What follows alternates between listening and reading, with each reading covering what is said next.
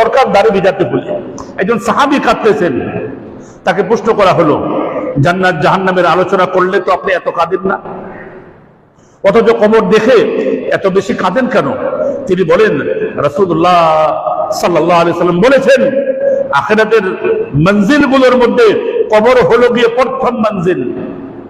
এখান থেকে যদি তুমি মুক্তি পেয়ে গেলে তাহলে অন্যগুলা তোমার জন্য সহজ হয়ে যাবে।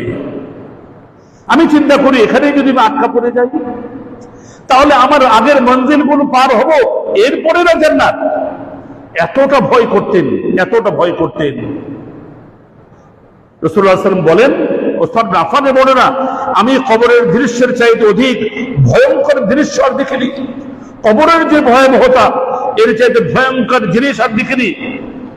গুনাহগারদের জন্য যে সাপগুলো ছেড়ে দেওয়া হবে কবরের মধ্যে, এই সাপ যদি পৃথিবীতে একবার শ্বাস ফেলে এই পৃথিবীর ঘাসপালা সব জ্বলে পড়ে ছারখার হয়ে যাবে। এতটা বিষাক্ত, এতটা বিষাক্ত।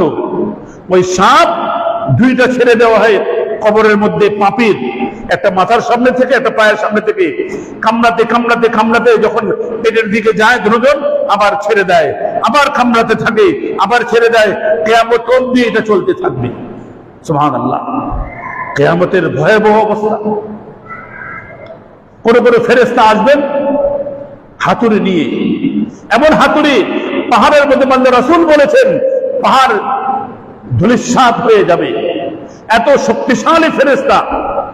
আর ফেরেশতা চোখে অন্ধ, কানে বহেরা, কোনো কিছু শুনবেও না, দেখবেও না, যে মায়া আসবে।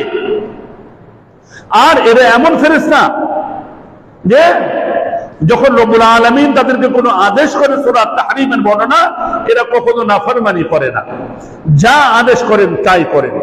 যে কবরের ভয়াবহ অবস্থা, এই অবস্থা দেখে ওসমান ইবনে আফফান রাদিয়াল্লাহু তাআলা আনহু জান্নাতের সুসংবাদ পাওয়ার পরেও কাঁদতেন। আজকে আমরা কাঁদা ভুলে গেছি।